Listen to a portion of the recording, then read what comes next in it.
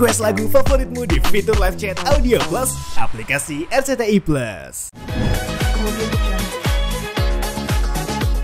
Terima kasih teman-teman media, terima kasih semuanya doanya, terima kasih udah hadir, udah ngeliput Ayah dari awal sampai akhirnya dianterin ke tempat peristirahatan terakhir. Jadi saya juga terima kasih sama teman-teman media yang udah juga menyampaikan bela sungkawanya, menyampaikan berita ini ke semua penggemar-penggemarnya Ayah, ke semua orang-orang yang sayang sama Ayah. Jadi gini, sebenarnya meninggalnya itu sebenarnya udah di rumah ya, tapi jadi memang kondisinya Ayah batuk gitu ya, batuk-batuk, terus kemudian akhirnya nggak sadarkan diri gitu. Setelah nggak sadarkan diri, habis itu kita coba bawa ke rumah sakit dan sudah dikonfirmasi. Jadi jam 9:30 itu kejadiannya, maksudnya sakitnya gitu, karena memang sakitnya ya sebenarnya biasa normal seperti biasanya gitu, memang batuk gitu karena memang ada infeksi di paru-parunya Ayah gitu ya, dan memang udah di treatment dan selama ini treatmentnya juga alhamdulillah baik gitu, tapi ya memang Allah menginginkan hal yang lain gitu ya. Allah memang mau memanggil Ayah ya, sehingga akhirnya pada saat 9:30 itu kita bawa ke rumah sakit dan dikonfirmasi di rumah sakit bahwa udah nggak ada. Jadi kayak nunggu mama pulang gitu. Jadi mama kan taraweh tuh jam 8:30 gitu ya. Jadi jam 8:30 taraweh, mama itu kemudian hujan besar kan. Terus habis itu mama pulang, terus setelah mama pulang baru tuh Ayah batuk-batuk, terus habis itu sama mama diobatin, dikasih uap dan segala macam, sampai pada akhirnya ya Allah berkehendak lain gitu. Infeksi parunya udah dari kapan?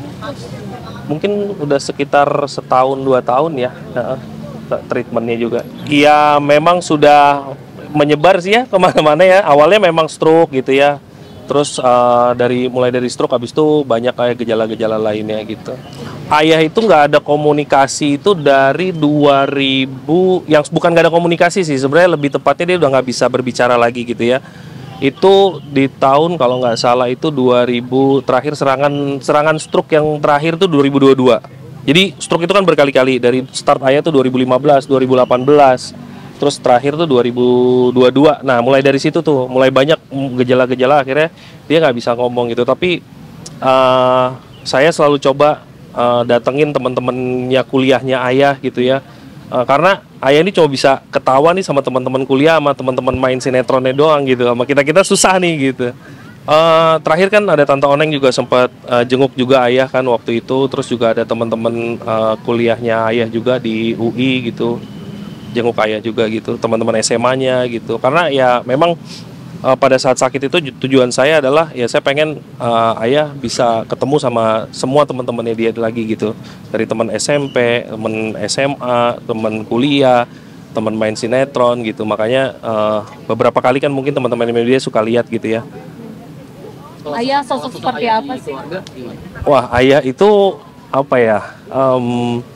Sosoknya tuh kalau dilihat secara ini kan kayaknya humoris gitu, padahal sih sebenarnya nggak terlalu humoris banget gitu Ayah, tapi Ayah tuh orangnya serius gitu. Ayah tuh penyayang banget dan ya imam lah buat saya, bener-bener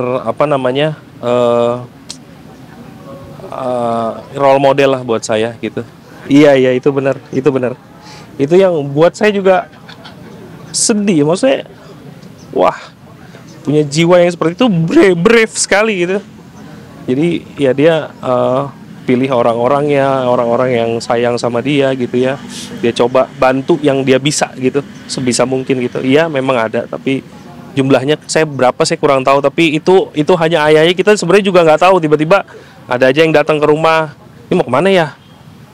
Itu mau umroh gitu, udah gitu aja. Yang paling saya ingat adalah sebelum nih terakhir Ayah serangan tahun 2022 itu cuma bilang sama saya, Idam jaga sholatnya, jaga adik-adiknya, terus jaga mama sama jaga istri kamu itu, jangan pernah tinggalkan sholat. Itu aja sih, sama ya itu aja sih dari Ayah. Terakhir itu terakhir banget Ayah benar-benar bisa ngomong secara lugas. Habis itu udah mulai susah ngomongnya.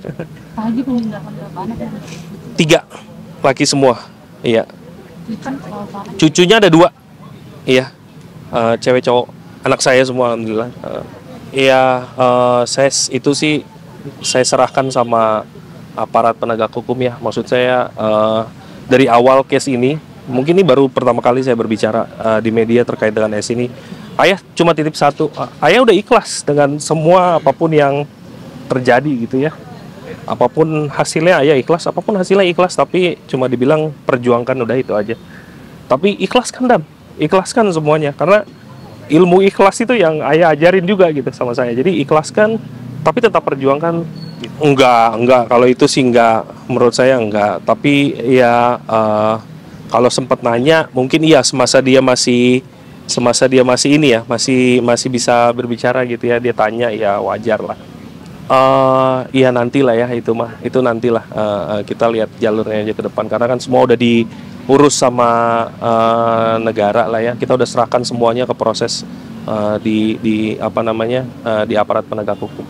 Ini bulan yang sangat baik, karena sebenarnya kalau misalnya ditanya sejarahnya ayah itu nggak pernah terima tawaran di bulan Ramadan, karena selalu pada saat bulan Ramadan dia selalu tolak semua tawaran. Dia hanya duduk di depan meja makan, dia baca Al-Quran sampai hatam.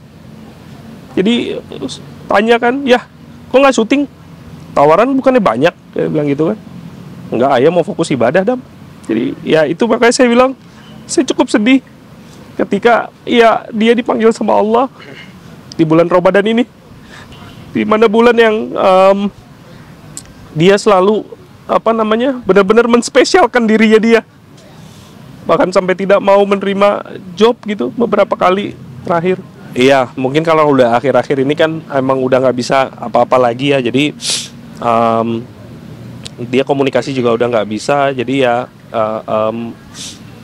kita sholat, kita doain aja di sampingnya ayah sih, selalu ingetin kayak waktu sholat ya kan. Tapi saya tahu dia sholat atau enggak saya juga nggak tahu, tapi karena kan kondisinya yang udah nggak bisa ngapa-ngapain lagi saat itu gitu. Iya pasti dong, ya namanya momen tuh pasti kita ada ini ziarah lagi.